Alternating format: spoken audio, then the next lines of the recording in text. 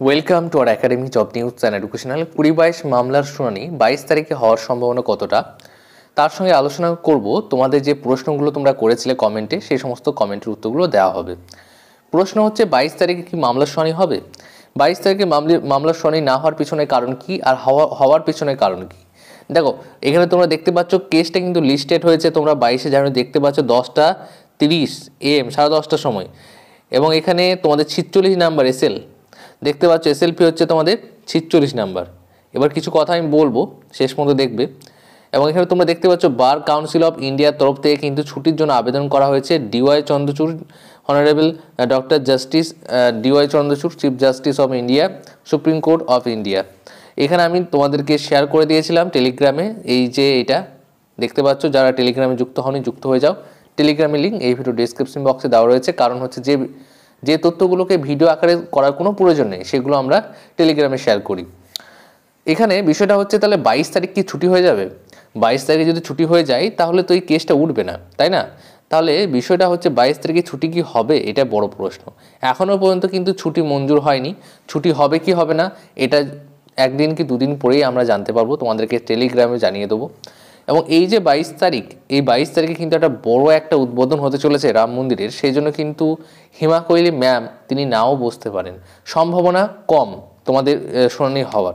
এটাই সত্যি কথা। যদিও লিস্টেড হয়েছে, তোমরা দেখেছো এর আগেও অনেকবার, কোনো কারণবশতই, সেরকম কোনো কারণ ছিল না, তাও লিস্টেড হওয়ার পরেও কিন্তু শুনানিটা হয়নি। তাই মনে হচ্ছে না যে হবে। এবং এখানে তোমাদের বেশ কিছু প্রশ্ন আছে, সেই প্রশ্ন উত্তরগুলো দেওয়া হবে। তাহলে 22 তারিখে শুনানি হবে কি হবে না একদম কনফার্মভাবে কিন্তু কোনো আপডেট আসেনি। যতটা আপডেট পাওয়া গিয়েছে মোটামুটি যে তোমাদের শুনানি না হওয়ার সম্ভাবনাটাই বেশি। এবং হিমা কোহলি ম্যাম সেদিন না বসতেও পারেন। এবং এখানে দেখার বিষয় হচ্ছে 46-এ এসএলপি আছে, যেটা খুবই ভালো হয়নি। তার কারণ হচ্ছে, দেখো তোমাদের কেসটা যে গুরুত্বপূর্ণ, তার জন্য এটাকে 12 থেকে 16 কি 17 নাম্বার মধ্যে রাখা দরকার ছিল। এর ফলে কেসটা শুনানি হওয়ার সম্ভাবনা ছিল। কারণ 46 নাম্বারে আস্তে আস্তে হয়তো তিনি আর থাকবেন না, এমনটাও হতে পারে, এটা সম্ভাবনা রয়েছে। তাহলে চলো আজকে এই পর্যন্তই। ইনকমপ্লিট মনে হতে পারে, কিন্তু এখনও মধ্যে তোমাদেরকে যদি শুনানি হয় তাহলে কিন্তু 22 তারিখে আগেই জানিয়ে দেওয়া হবে শুনানি হবে কি হবে না, কিন্তু সম্ভাবনা কম যে শুনানি হবে। আর একটা কথা হচ্ছে যে তোমাদের প্রশ্নগুলো কি তোমরা করেছো সেটা দেখে নেওয়া যাক, এবং প্রত্যেকটা প্রশ্ন উত্তর দেওয়া হবে। এবং তোমরা যদি কোনো কিছু জানতে চাও তাহলে অবশ্যই লাইক দিয়ে কমেন্ট বক্সে কমেন্ট করতে পারো। প্রথম প্রশ্ন, স্যার আমি তো 2022 এক্সাম ফর্ম ফিল আপের সময় গ্র্যাজুয়েশন শো করিনি, এইচএস শো করেছি। ইন্টারভিউ ফর্ম ফিল আপের সময় এখন গ্র্যাজুয়েশন শো করতে পারবো করলে কোনো প্রবলেম হবে না? প্লিজ বলবেন। না, কোনো সমস্যা নেই, তুমি কিন্তু ফর্ম ফিল আপের সময় অ্যাড করতে পারো, কোনো সমস্যা নেই। 21-23 ব্যাচে ইন্টারভিউতে বসতে পারবে দাদা, জানাবেন। মনে হচ্ছে তোমরা পারবে, কারণ পর্ষদের যা গতি 20-22 কেসটাকে নিয়ে, কারণ পর্ষদ ওপর দেখাচ্ছে তোমাদেরকে যে কেসটা আমরা নিষ্পত্তি করার চেষ্টা করছি, কিন্তু সত্যি বলতে কেসের নিষ্পত্তি ওনারা ঠিকভাবে করার চেষ্টা করছেন না। তাই 21-23 তোমরা ব্যাচ যারা আছো হতে পারে তোমরা বুঝতে পারবে।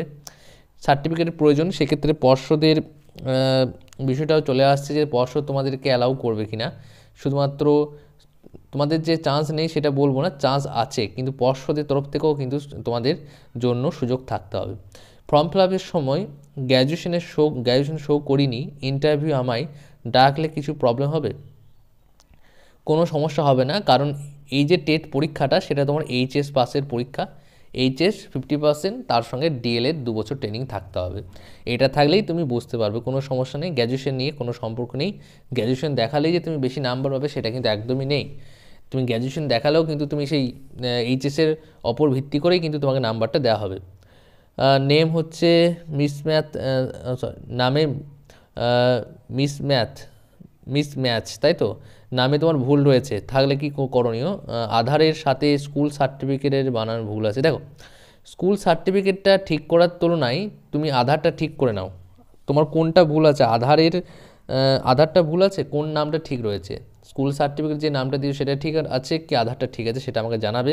যদি আধার ভুল থাকে তাহলে তুমি জানো আধারটা ঠিক করে নিতে পারবে। আর স্কুল সার্টিফিকেট যদি ভুল থাকে সেটাও ঠিক করে নেওয়া যায়। তোমাকে একটু বেশি পরিশ্রম করতে হবে। কীভাবে ঠিক করবে না করবে এই নিয়ে তুমি আমাকে নেক্সট কমেন্ট করো যে কোনটাতে ভুল আছে, তাহলে বলছি। লাইভ ক্লাস কোন অ্যাপে করানো হয়? তোমাদের লাইভ ক্লাস করানো হয় গুগল মিটে। গুগল মিটে তোমাদের লাইভ ক্লাস হয় 4 PM থেকে বুধবার এবং শনিবার, এবং রাতের মধ্যে তোমরা রেকর্ডেড ক্লাসটা পেয়ে যাবে। এবং এই ব্যাচের সঙ্গে তোমরা 14-17 ইন্টারভিউ প্রশ্ন উত্তর কোয়েশ্চেন PDF ফ্রি পেয়ে যাবে। দাদা 2016 প্যানেল বাতিল হলে 2022 টেটদের কি ভ্যাকেন্সিতে সুবিধা হবে? 2016 প্যানেল যদি বাতিল হয়, 2016 প্যানেল বাতিল হওয়ার সম্ভাবনা কম, কিন্তু 2016 প্যানেলের মধ্যে যারা বিএড রয়েছে তাদের চাকরি যাওয়ার একটা সম্ভাবনা রয়েছে। সেই ক্ষেত্রে তোমরা যারা টেট পাস করে আছো তোমাদের জন্য একটা ভালো সুযোগ থাকছে, কারণ ভ্যাকেন্সি ইনক্রিজ হবে। ডকুমেন্টসের নামের স্পেলিং ভুল থাকলে কি করতে হবে একটু জানাবেন। ডকুমেন্টস কোন ডকুমেন্টসের ভুল আছে একটু আমাকে জানাবে, কারণ দেখো বিভিন্ন ডকুমেন্টসের জন্য বিভিন্ন রকম প্রসেস রয়েছে। তুমি যদি এখন আধার বলো তাহলে আধারের প্রসেস আলাদা, তুমি স্কুল সার্টিফিকেট যদি একজন স্কুল সার্টিফিকেট বললো সেখানে প্রসেস আলাদা। ডকুমেন্টসের নামটা উল্লেখ করবে নেক্সট কমেন্টে।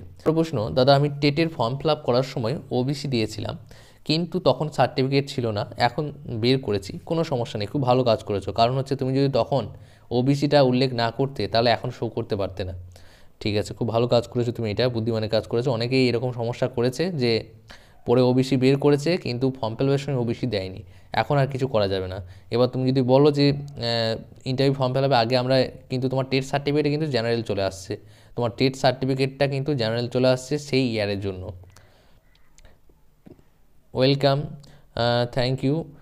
দাদা আইডিয়ালি কবে আসতে পারে ইন্টারভিউ নোটিফিকেশান?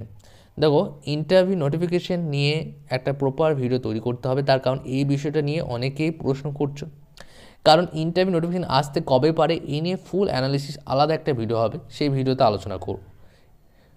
21-23 ডিলেট ইন্টারভিউ দিতে পারবে, একটু আগে বলে দিলাম স্যার। আধার বা ভোটার কার্ডের মধ্যে তো যে কোনো একটা দেখালেই হয়, একদম তুমি আধার কার্ডটাই দেখাবে, ভোটার কার্ডটাও দেখাতে পারো, যে কোনো একটা দেখালেই হবে। আইডি প্রুফ হিসেবে তুমি আধার দেখাতে পারো, ভোটারও দেখাতে পারো। ফুড এসআই 2018 নন জয়নিং এর একটু খবর। ফুড এসআই 2018 নন জয়নিং এখনও পর্যন্ত খবর তোমাদের একদম প্রপার খবর নেই বলে কিন্তু আপডেট দেওয়া হয়নি। তোমাদের একদম প্রপার যখন খবর পাবো তখন কিন্তু জানিয়ে দেবো। এমনি ছোটোখাটো আপডেটগুলো জানার জন্য টেলিগ্রামে যুক্ত হয়ে যাও। টেলিগ্রামের লিঙ্ক এই ভিডিও ডিসক্রিপশন বক্সে দেওয়া রয়েছে। 2022 টেট পাসদের চাকরি কি ভোটের আগে হবে দাদা? না, ভোটের আগে চাকরি হবে না, তোমাদের ভোটের আগে চাকরি হওয়ার সম্ভাবনা কোনো নেই। তারপরে প্রশ্ন, স্যার আমি এসসি ক্যান্ডিডেট, ওল্ড সিলেবাস, আমার অ্যাকাডেমিক স্কোর 23.5, কোনো সুযোগ আছে কি? তুমি এসসি ক্যান্ডিডেট এবং 23.5, তোমার সুযোগ তো আছে। কম্পিটিশন কিন্তু ভালোই হবে, কারণ এসসিদের ম্যাক্সিমাম জনের কিন্তু খুব একটা বেশি স্কোর আমি দেখতে পাচ্ছি না 23, 24, 25-এর মধ্যে। তাই তোমাকে কি করতে হবে? ইন্টারভিউ প্রস্তুতি নিতে হবে ভালো করে। স্যার আমার গ্র্যাজুয়েশনের সার্টিফিকেট এখনও দেয়নি, কিন্তু সমস্ত মার্কশিট আছে, কোনো প্রবলেম হবে কি? না, কোনো সমস্যা নেই, এতে কোনো সমস্যা নেই। আমি একটু আগেই তোমাদের উত্তরটা দিয়ে দিলাম, এইচএস পাস, 2 বছরের DElEd certificate. Form fill up application form খুঁজে পাচ্ছি না, কোনো অসুবিধা হবে কি স্যার? যদি প্লিজ একটু বলবেন। ফর্ম ফিল আপের যে অ্যাপ্লিকেশন সেটা কিন্তু তোমাদের অনেক সময় দেখে, যখন তুমি ডকুমেন্ট ভেরিফিকেশন করতে যাবে তখন দেখে, তোমার না থাকলে কোনো সমস্যা নেই। অ্যাডমিট কার্ড যেহেতু তোমার আছে, অ্যাডমিট কার্ডে তোমার অ্যাপ্লিকেশন নাম্বার থাকবে, রোল নাম্বার থাকবে, কিন্তু চেষ্টা করবে খুঁজে বের করার। কিন্তু অনেক সময় দেখে না, যদি দেখে যে তোমার কাছে নেই তখনও কিন্তু কোনো সমস্যা নেই, ঠিক আছে? স্যার আমার নাম রঞ্জন বেরা, কিন্তু টেটের অ্যাডমিট অথবা টেট সার্টিফিকেটে রঞ্জন বেরা আছে, টেটে অ্যাডমিট অথবা টেট সার্টিফিকেটে রঞ্জন বেরা। তোমার নামের মধ্যে তো আমি কোথাও ভুল দেখতে পাচ্ছি না, RANJAN। পরে কোনো অসুবিধা কি দয়া করে? তোমার নামের স্পেলিং বানান ভুল আছে তাই তো, কোনো জায়গায় একটা, কোনো অসুবিধা নেই, কোর্ট অ্যাফিডেভিট করে নেবে তাহলেই হবে।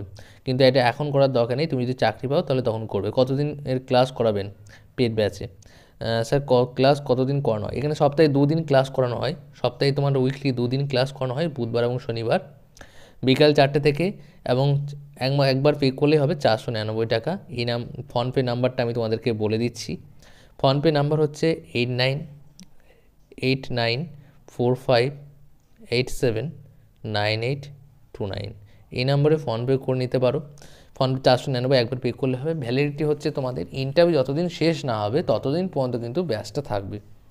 তোমরা জিজ্ঞাসা করলে তাই এসব নিয়ে আলোচনা করলাম। নেক্সট ভিডিওতে তোমাদের আরও প্রশ্ন আলোচনা করব।